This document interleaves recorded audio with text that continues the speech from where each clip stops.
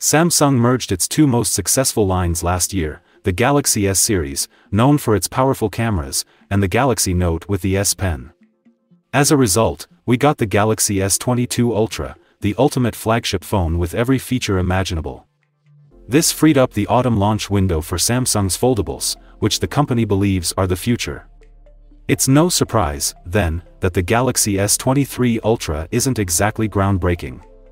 For what it's worth, it has the same sharp corners as its predecessor and retains the familiar S Pen as well as the impressive 10x optical zoom camera. While the new S23 Ultra is similar to the previous model, it improves on a few of the fundamentals for a great flagship smartphone. This year's big upgrade has to be the new 200-megapixel main camera, which promises print-worthy detail and much better night shots. It also represents a strategic shift for Samsung. The company used to equip overseas versions of this phone with its in-house Exynos chip, a practice that many criticized because those chips were simply not as good as the Snapdragon processors used in US models, but starting with the S23 Ultra, all versions are equipped with the same powerful Snapdragon chip, regardless of where they are sold. So, are these enhancements sufficient reason to upgrade? Samsung has made it very easy to select the best Galaxy S23 model for you. If you want the S Pen, go with the Ultra model, but if you don't, the Galaxy S23 Plus model is both cheaper and significantly lighter weight. The S23 Plus lacks a 10x optical zoom camera, but it retains the 3x zoom camera, as well as the same processor, charging speeds, and only a marginally smaller battery. The Galaxy S23 is the obvious choice for those who prefer a smaller phone. As previously stated, all Galaxy S23 Ultra models, regardless of market, will use the same Snapdragon 8 Gen 2 chip, which is fantastic news for consumers. The previous Exynos chip was inefficient and even affected image quality, but this will no longer be an issue with the new model. The Galaxy S23 Ultra retains its predecessor's sharp corners, but it now has flatter sides like an iPhone, so it combines the best of both worlds.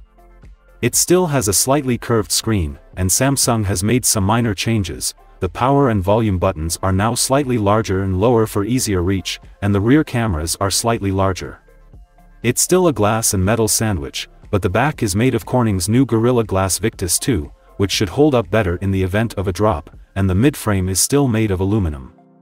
Samsung hasn't changed the IP68 water and dust resistance rating, but it's already the best there is. As for the Galaxy S23 Ultra colors, we have 4 colors: Phantom Black, Cotton Flower, Mystic Lilac and Botanic Green. On its website, Samsung also offers a few exclusive colorways. Last but not least, the S23 Ultra still includes a S Pen. It looks and feels the same as before, and we haven't heard of any new features, demonstrating how mature this product is yet again. Because Samsung is the market leader in display technology, it's no surprise that the screen on the S23 Ultra is stunning, but so was the screen on the S22 Ultra. The main benefit here is simply size. It has a massive 6.8-inch screen with a wider aspect ratio and more screen real estate than most other phones, making it more comfortable for media consumption. But the essentials remain the same as last year: 1750 nits of peak brightness, 1440p resolution, and the same LTPO technology for variable refresh rate ranging from 1 Hz to 120 Hz. In terms of biometrics, the S23 Ultra uses the same Qualcomm-made ultrasonic fingerprint scanner that has proven to be fast and reliable in the past. With the front camera, the phone also supports image-based face recognition. The S23 Ultra quad camera has one notable difference and a few minor improvements, but it is not a drastically different camera system. After 3 years of using a 108-megapixel sensor for the main camera, Samsung is upgrading to a new 200-megapixel sensor. 200 megapixels is insane. And it is, but the reason you should be impressed goes beyond the details. In fact, most people may never use the full resolution, and Samsung uses pixel binning by default, which results in 12-megapixel photos by combining 16 pixels into one superpixel. However, thanks to the pixel binning trick, Samsung is able to clear out noise and produce excellent night shots. Enthusiasts will also appreciate the inclusion of the Expert RAW mode in the camera app. Expert RAW on the S23 Ultra is more powerful than the standard Pro mode because it allows you to shoot RAW files with multi-frame exposures in addition to manual camera controls. This year, a 50-megapixel RAW file option was added, which takes up less space than a 200-megapixel file but still provides significantly more detail than the default 12-megapixel shot.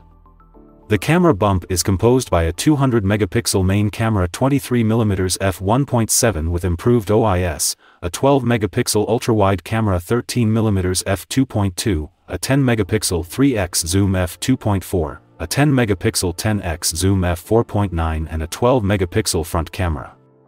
As previously stated, all S23 models are equipped with the Snapdragon 8 Gen 2 chip, which is actually a slightly modified version of the stock chip tuned to a slightly higher clock speed, specifically for Samsung. And this chip is a total beast. It is a significant improvement, especially for gamers, because it is built on the most recent and efficient 4nm technology. The GPU in this new chip is on par with, if not better than, the one in iPhones, which led the market for a few years. While the chip supports a wide range of advanced technologies, including Wi-Fi 7 and 4K 120 video, not all of them make it to the Galaxy. For example, the S23 Ultra still only supports Wi-Fi 6E and 4K 60 video recording. Not least impressive is Samsung's decision to double the storage for the S23 Ultra's base model while maintaining the same price. You can now choose between 8 or 12 GB of RAM and 256, 512 or 1 TB of storage. A 1 TB option is fantastic for power users, but the impact of a 256 GB base model will be far greater for the average user, so we are very excited about that. Prior to the release of the S23 Ultra, speculations suggested it might have satellite connectivity, similar to the iPhone 14 series, but this is not the case. The S23 Ultra has the same 5000 mAh battery as last year. This battery size has become the standard for high-end Android phones, and Samsung refers to the actual battery life on the Ultra as more than a day. We don't anticipate significant changes in battery life, but with the more efficient processor, a slight improvement is certainly possible, and those coming from an Exynos model will most likely notice it even more. However, one area that has yet to be improved is charging. As before, the S23 Ultra supports 45-watt charging via cable. Also, as in previous years, there is no charger included in the box, only a cable. These speeds are adequate, but when compared to other companies, they are a bit disappointing. The S23 Ultra will still take more than an hour to fully charge, whereas competitors can now do so in less than half an hour, if not faster.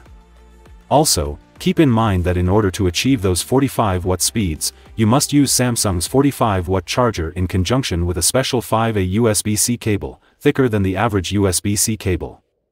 The S23 Ultra also supports wireless charging at up to 10-watt speeds and can reverse wireless charge other devices placed on its back. Finally, the Galaxy S23 Ultra is a step in the right direction for Samsung. It's not a huge leap forward, but it does improve in all key areas, including a more capable camera, an impressive new chip that will finally be available to all customers, and double the storage. This is something that everyone will appreciate. The rest of the minor changes are welcome additions, albeit far less significant. 8K video is still not something that many users would use. Improvements in video stabilization are nice, but not game changers. In many ways, the S23 Ultra feels like an S version. Those who already own an S22 Ultra may not see much reason to upgrade, but those coming from older phones, particularly those who are frustrated by a slower Exynos processor, will love this new model. It retains the power and versatility of the Note, and there is nothing else on the market quite like it. What do you think about the new Galaxy S23 Ultra? Let us know in the comment, and don't forget to subscribe so you won't miss the full review coming in the next weeks.